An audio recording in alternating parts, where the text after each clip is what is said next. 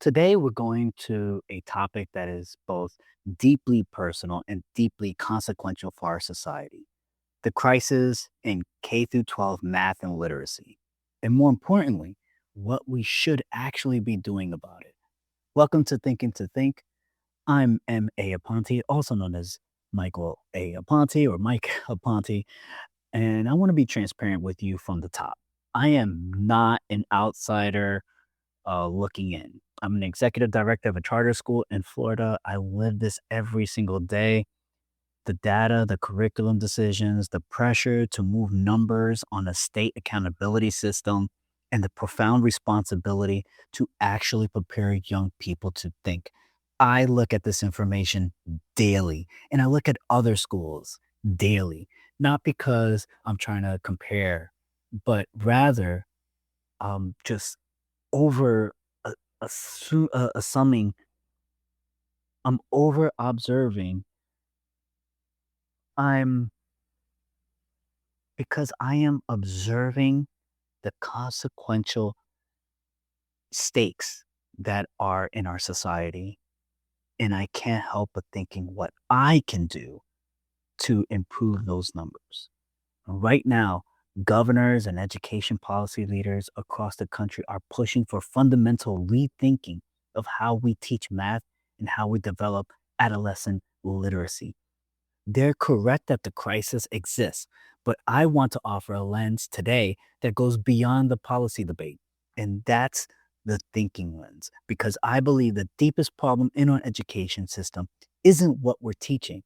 It's that we've built a system optimized for performance on narrow measures rather than a development of genuine intellectual capability. We can raise test scores and still produce graduates who cannot think. We must aim higher.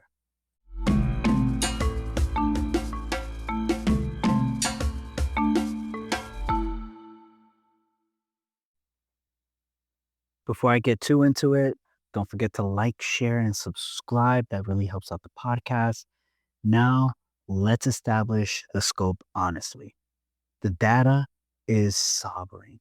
The National Assessment of Educational Progress Scores, the NAEP, which is the only national comparable benchmark we have, show that math and reading proficiency has declined significantly over the past 5 years, with COVID accelerating trends that were already moving in the wrong direction.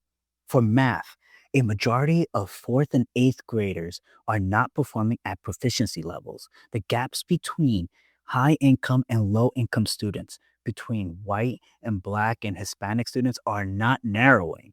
In many places, they are widening. The same pattern holds for reading. Now, state legislatures and governors are responding. There's meaningful momentum around evidence based reading instruction. The science of reading movement, which centers phonics and structured literacy, is reshaping how many states train teachers and adopt curriculum. On math side, there's growing recognition that procedural fluency, that's the ability to actually compute, to manipulate numbers with confidence, has been underemphasized in favor of conceptual approaches that work better for students who already have a strong foundation.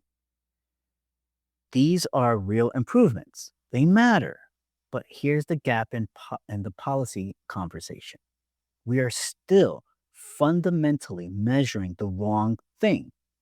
And when you measure the wrong thing, you optimize for the wrong thing. And what I am referring to is standardized tests. Standardized tests measure recall, that's memory, procedure, and pattern recognition under constraint time conditions.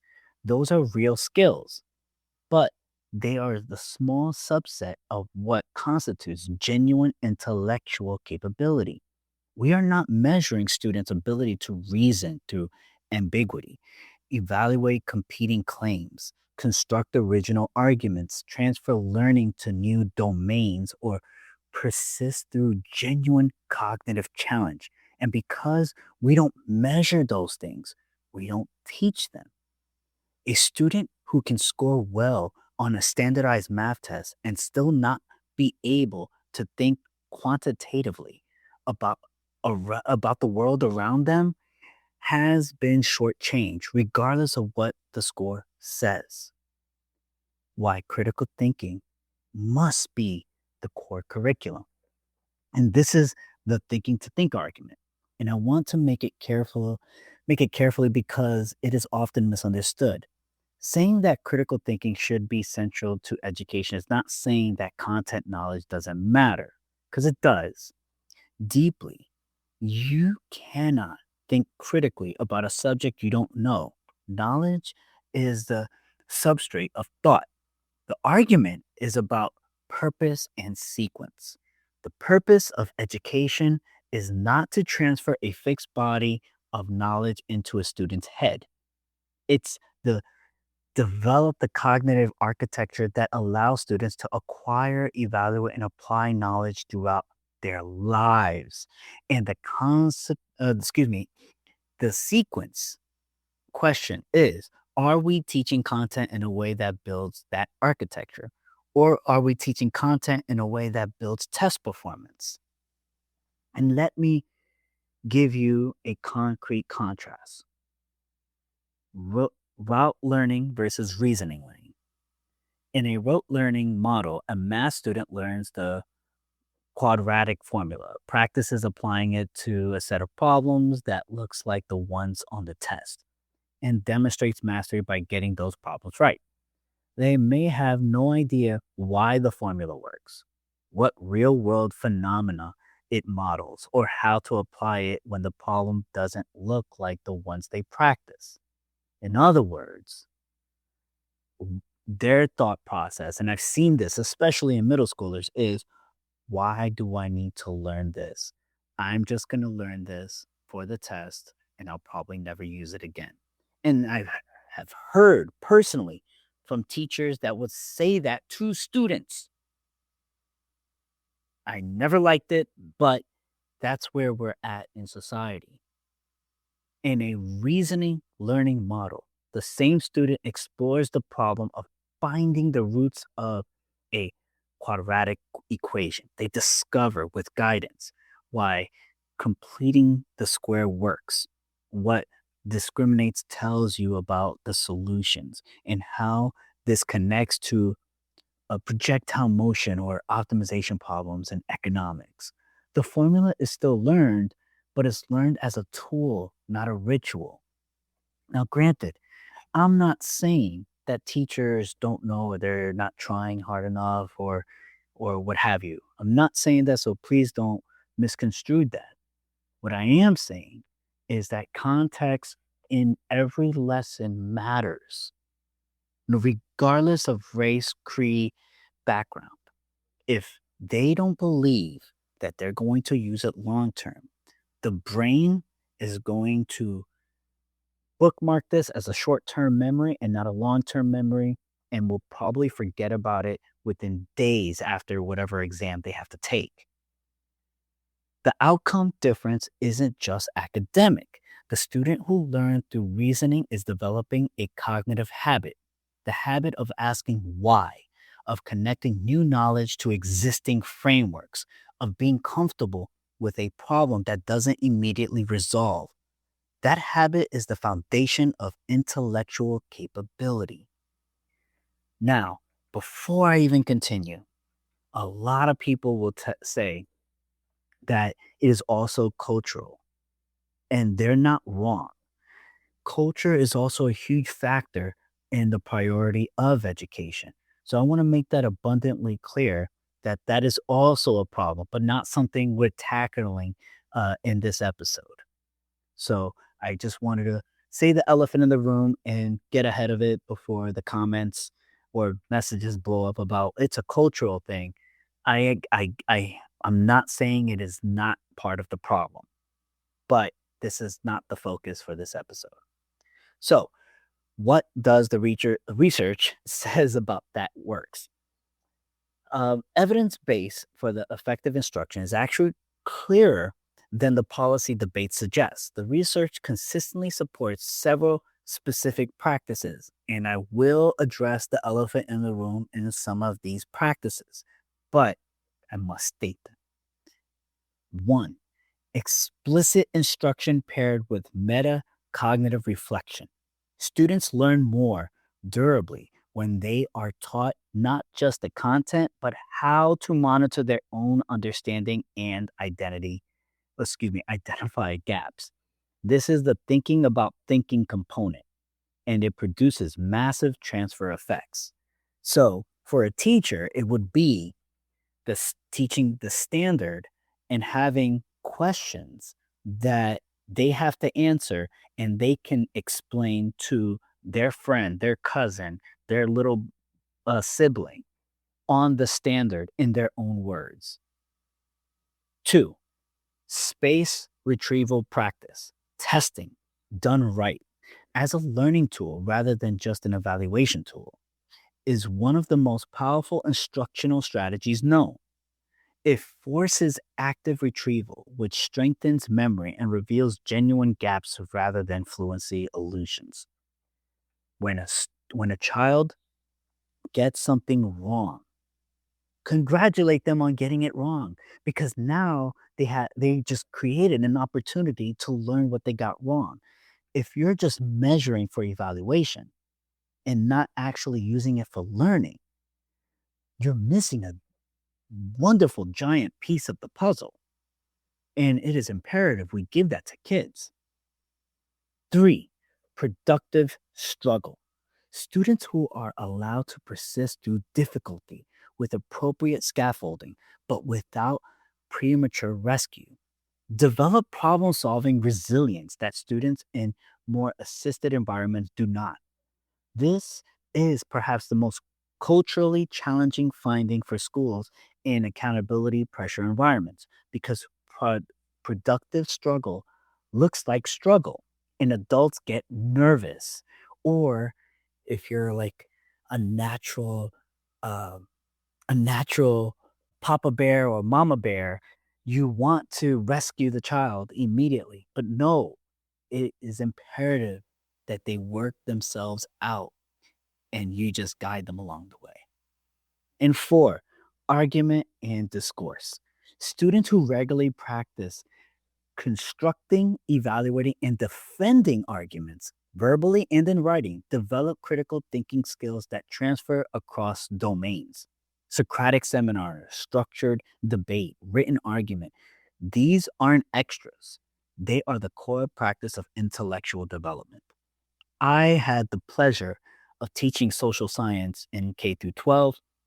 And let me tell you, when students, when the ground is laid out on the rules of how to engage and you create opportunities for them to have discourse, and it could be something as minute and small for the younger kids as pizza or hamburgers as a better lunch versus the more higher end high school conversations on government policies, political platforms, and social and natural worldly conversations, where in the end, they can walk out of the classroom and still hug, shake hands, and have smiles on their faces despite the passionate debates that occur in the classroom.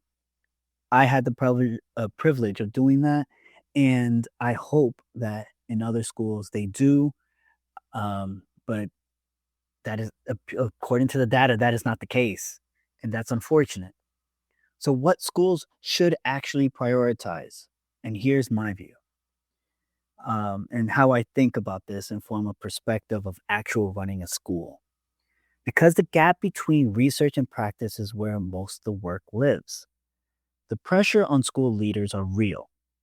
Accountability systems create powerful incentives to optimize for test performance. And I'm guilty of that. Parents want visible metrics. As a parent, I'm guilty of that. Teachers are stretched. I've observed that and experienced that. And the populations most skills serve are often carrying the weight of economic stress, housing instability, trauma histories, and insufficient foundational skills. I've had students that unfortunately had to experience when they were in the first or second grade, their father getting locked by law enforcement because of a crime they committed, or a cousin getting shot. This is real. This happens. And we must recognize the traumas that many children and their children that are in the classrooms or observing and communicating with your children. Trauma is there and it can start very young, and we must recognize that. So, what does a commitment to critical thinking actually looks like inside those constraints? Here's how I frame it. Frame one: foundation first, strategy second. Critical thinking is not a substitute for foundational skill development, it builds on it. Students who cannot decode text fluently, cannot engage in literacy analysis, students who cannot compute accurately, cannot reason quantitatively. The science of reading and explicit math instruction are not at odds with critical thinking education. They are its prerequisites. Get the foundation right, then build the intellectual architectural on top of it. Frame two: teach the thinking, not just the content. In every content area, there is an underlying thinking discipline. Math is the discipline of precise logical reasoning with quantitative relationships. English language arts, ELA, is the discipline of argumentation, evidence evaluation, and narrative analysis. Science is the discipline of empirical inquiry, hypothesis testing, and probabilistic reasoning. When we teach these as disciplines with their characteristics, modes of thought, rather than as bodies of content to memorize, students develop cognitive tools that last a lifetime. Frame three: assessment must evolve. Here's the hard truth: if we only assess recall and procedure, we only teach recall and procedure. The development of authentic assessment, performance tasks, extended written arguments, project based demonstration of learning must be a curriculum priority, not an afterthought. This is the harder to score. It requires trained teachers and a collaborated rubrics. It takes time. It is also the only way to know whether students are actually developing the capabilities we claim to value. Assessment is not just measurement, it is a statement of values. What we assess tells students what we believe matters.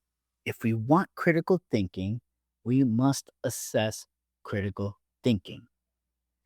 So, whether you're a teacher, a school leader, a parent, or a policymaker, or you're just someone that is listening, that is very concerned about the future of just children and society as a whole, here's three questions, a three-question audit you can apply to any instructional approach, curriculum unit, or school program. One: does this help students understand why? And I tell this to you too in previous episodes, not just what or how. If students are executing procedures without understanding the logic behind them, they are memorizing, not thinking. Every lesson should have a layer of explanation that builds genuine understanding. Two: does this require students to do something with the knowledge, not just receive it? Passive learning produces thin retention. Students should analyze, evaluate, compare, argue, apply, and create. If the lesson is primarily transmission, redesign it for engagement. Three: does this transfer? The ultimate test of genuine learning is whether students can apply what they've learned to a new context, one that wasn't explicitly taught. If students can only perform in the exact format they practice, learning is shallow. Build in transfer tasks and watch where the gaps are. And I implore you, if you need assistance, if you're an educator and need assistance on this, AI is a great tool. I have used AI. I have had my teachers use AI. I have coached teachers of mine that I supervise and have taught them how to use AI to get their students on where they need to be. And the growth has been amazing because of it. It can help you. If you are a parent or know a parent that is homeschooling their child, you can teach them anything if you prompt it correctly. If you need assistance with that, I do offer consulting. Description is down below. The math and literacy crisis is real. The policy response is urgent, but the deepest reform needed isn't curricular. It's philosophical. We need a system that is genuinely oriented toward developing thinkers, not just test takers. That's a harder conversation to have. It requires courage from leaders, patience from policymakers, and trust in the teaching profession. But it is the conversation that will actually move the needle, not just on scores, but on outcomes that matter. If you're in education, share this with your colleagues. If you're a parent, bring these questions to your school board meetings. And if you want to dig deeper into thinking frameworks that apply directly to classroom instruction, head to maaponte.substack.com. The link is in the description, as well as my consulting services. Again, as always, think clearly, lead boldly, stay logical, and don't forget to like, share, and subscribe. Thanks, guys. Have a wonderful day.